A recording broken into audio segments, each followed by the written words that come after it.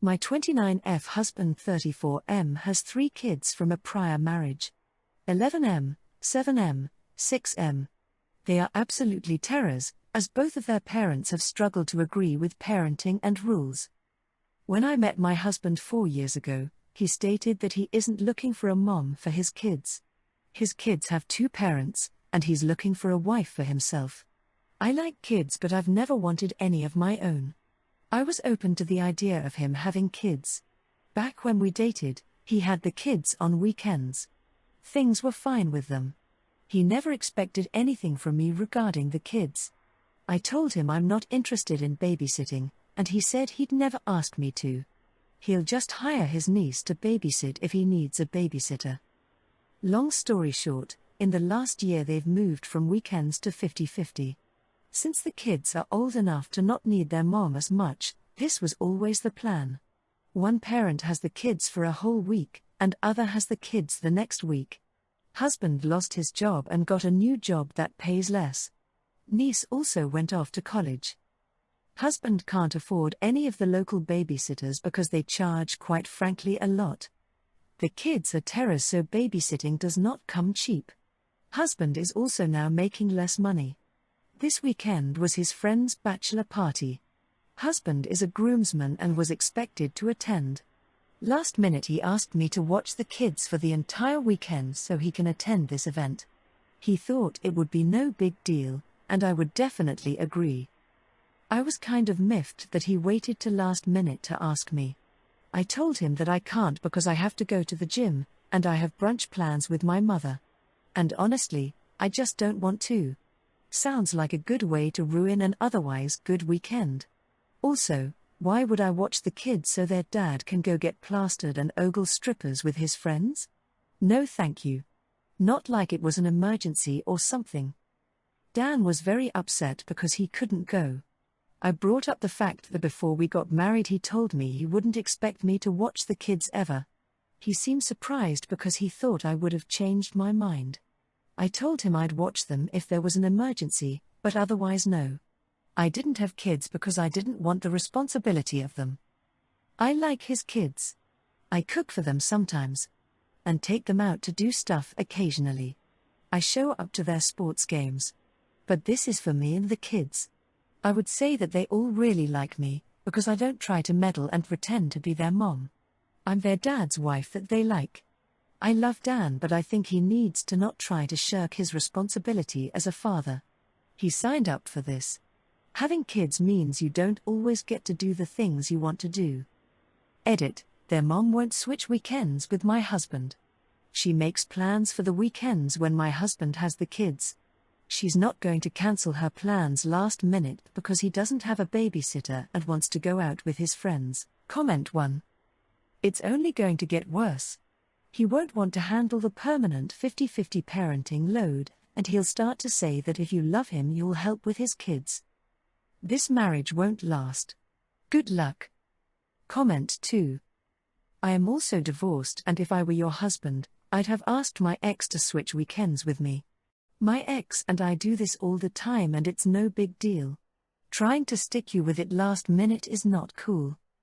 I do sense, though, that some of your resentment was about the fact that he was going to a bachelor party with either confirmed or assumed strippers. Bachelor parties are not always this way, by the way, and that saying no was a way to get him to miss that event. Strippers would bother me, too, so maybe there are deeper issues here. Just so you know, though, 11, 7 and 6 are still very young kids. They are nowhere near not needing mom as much as you may think. Also know that the older kids get, the more they need parental figures, not less. I mean, thinking that you could marry a man with 3 kids and somehow not ever babysit or be responsible for them is extremely unrealistic. Comment 3. My husband and I both have kids and his youngest is still in high school. He takes 100% responsibility for her schedule, and before he commits to plans on weekends she's here, he works out a trade with her mom, usually months in advance. Your husband is being lazy and I think you should reinforce this boundary hard. Story 2, my wife and I have 2 kids, Elizabeth, 7, and Josephine, 4. My wife and Josephine are autistic. Josephine is level 2 and my wife is level 1/borderline level 2. When my wife is overwhelmed, she likes to lock herself in a room, put her headphones on, and play puzzle games until she feels better.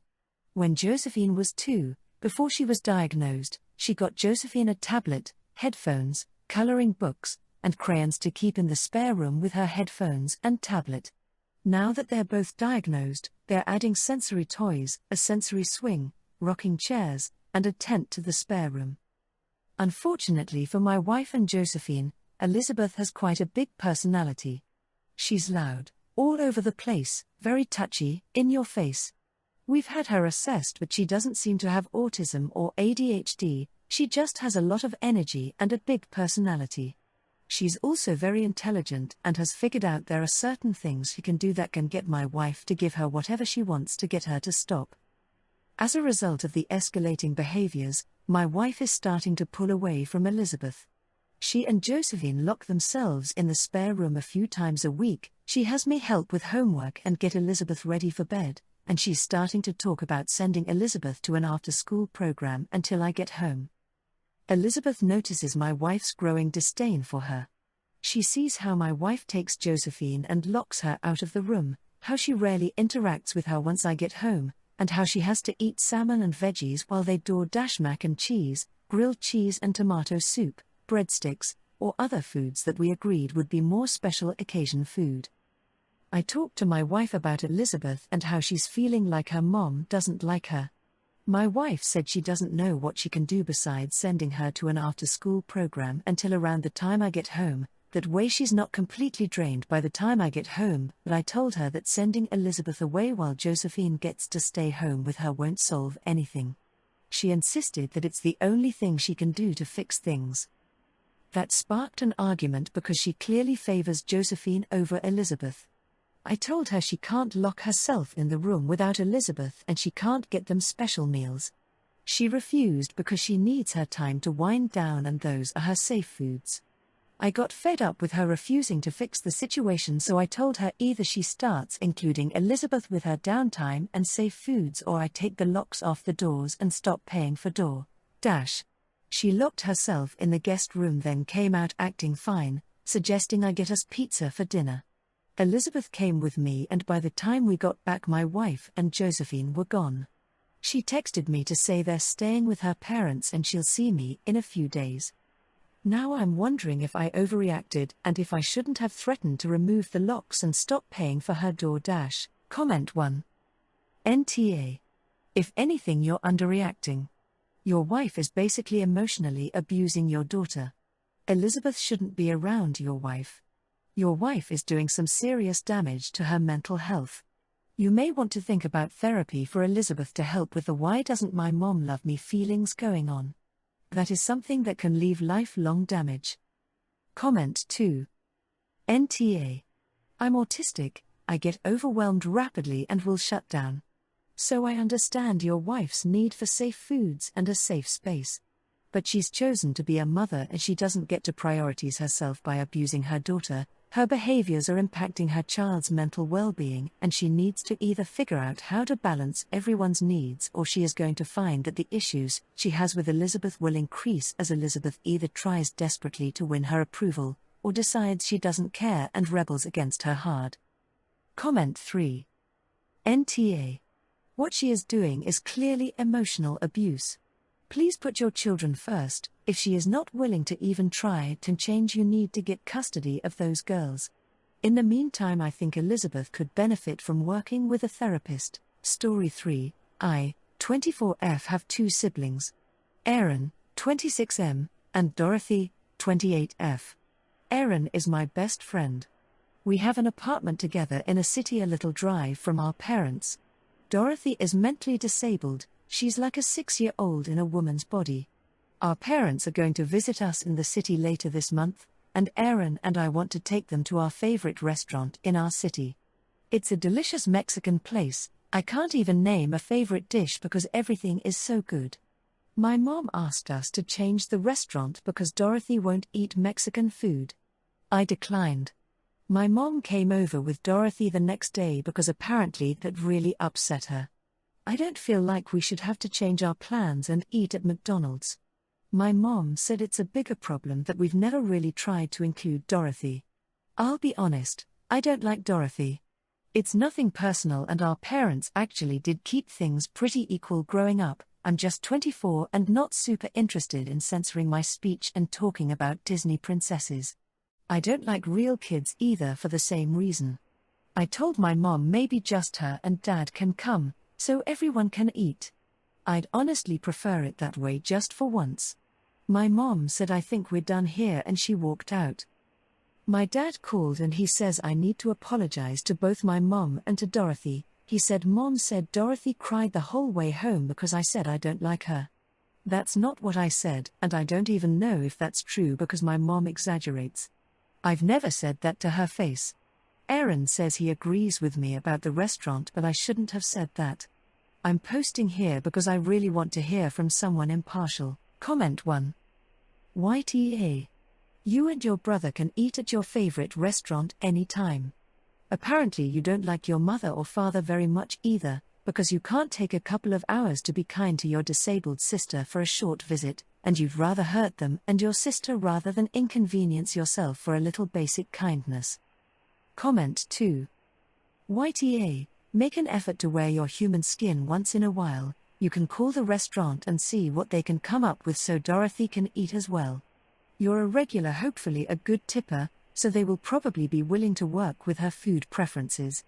Maybe she will enjoy chips and salsa and a plain cheese quesadilla, or they can make her scrambled eggs with rice. Story 4. Me, 25F, and my fiancé Arjun, 26M, are currently 5 months along in our pregnancy with our unexpected, but very welcome, first child, a daughter. Relevant to the story, I am white British and he is of Indian descent, 3rd generation in UK.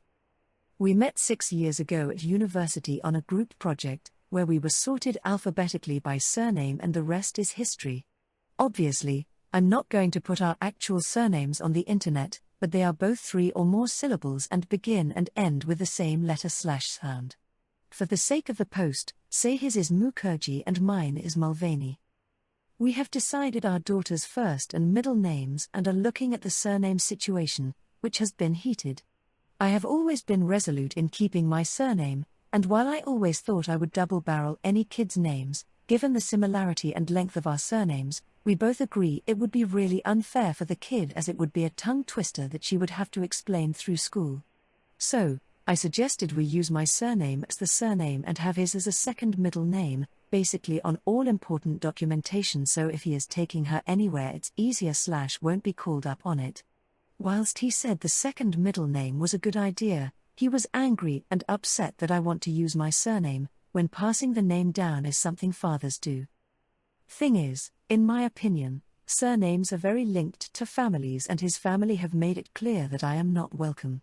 His parents, despite both being born in the UK, disagree with our relationship and want him to marry another person from his culture. I have only met them about 5 times, due to how deeply unpleasant they are to me, and he has a distant relationship to them too. My parents and brother, 24 meters, have been the ones to take us under their wings, be there for him and even offer up our home for a bit when he moved to our city. He is super close to them, and my brother is one of his groomsmen in our wedding next year, and I want to honor them by giving our surname to our child. I want our daughter's surname to represent a place where she, and both of her parents, are always welcome. He says I have a brother, who can carry on the family name whilst he has a sister who has already had kids, and I retorted saying I don't see why that duty should only be for men. I said it's not the Middle Ages anymore, and I am contributing as much money and time into our daughter, am growing and birthing her, and have a family who have supported our relationship and her unconditionally. It became a fight, so I went to my parents, the next town over, where I am typing this now so we could have a breather. They don't know the situation. I get that men have come to expect to have the surname, so I feel really guilty, but I want to carry mine on too.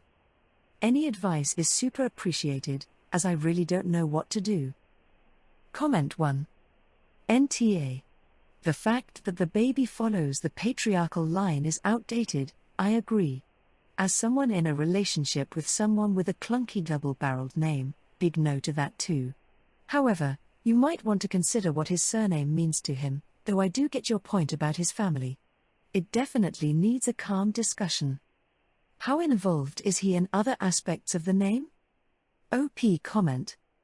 The first name is a name that is both a family name for me and the title of his favorite song, and the middle is an Indian, not specifying which language, name which is one he's always loved and goes beautifully with the first. Comment 2. I would never give my child the last name of the father unless married. Imagine if this relationship ends and you need his written permission to do anything for your child because she/he has his last name. Don't do it. So I'm 29F, and my fiancé, 31M, and we have been together for 4 years. We are planning our wedding for later this year, which has been going great except for one person. His best friend Kyle. Kyle is one of those dudes who peaked in high school and is so insufferable. He is always making unnecessary jokes that seem like insults, to be honest. But my fiancé says he's just goofy and immature, and so I've tried to keep my peace. Anyway, my birthday was 2 weeks ago. Nothing big happened, just a dinner at a nice restaurant with close friends and family.